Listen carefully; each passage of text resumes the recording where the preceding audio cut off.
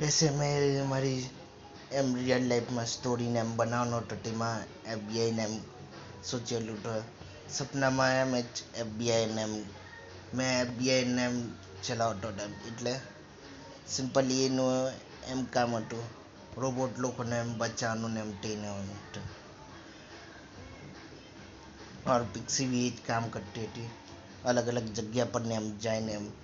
robot લોકોને એમ હાલચાલને એમ જોતી હતી और रिपेयर ने एम करती थी ये डॉक्टर जी जाती है बस हम एक दूसरा में एम रोबोट लोगों ने एम मदद ने एम करिया करता था हमें हमें हंसी खुशी थी एम काम करिया करता था बस आटले જ અચાનક સપનોને એમ તૂટી ગયા और मैं ઉઠી ગયા